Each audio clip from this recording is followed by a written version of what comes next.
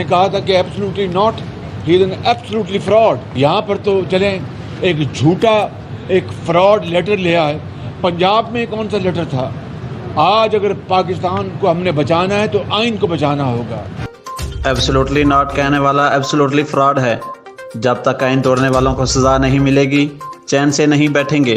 شہباز شریف کا اعلان. کہا ہٹلر نے آئین کا خاتمہ کر کے خود کو مسلط کیا, یہی کام عمران نیازی نے کیا. قوم کو معاشی نقصان ہو رہا ہے.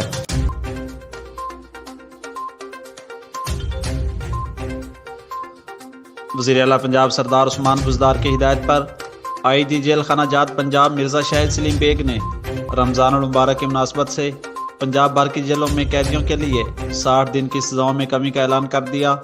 قیدیوں کی سزاؤں میں کمی پاکستان پریزن رولز 1978 کے رول 216 کے تحت کی گئی. سزاؤں میں کمی کا اطلاق ان تمام قیدیوں پر ہوگا جو رواں سال جیل قوانین کے خلاف ورزی میں ملوث نہ ہوں گے.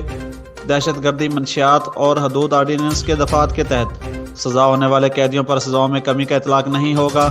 سزاؤں میں کمی کے اعلان پر قیدیوں اور ان کے ورثاء نے خوشی کا اظہار کیا اور آئی جی جیل خانہ جات کا شکریہ ادا کیا. الہ آباد کے علاقہ کنگن پر بجلی گھر کے قریب ٹرک کی رکشہ کو ٹکر. ٹرک کی ٹکر سے رکشہ پر سوار خاتون موقع پر جاں بھاگ. ٹرک ڈرائیور موقع سے فرار ہو گیا. پولیس نے موقع پر پہنچ کر کارروائی شروع کر دی.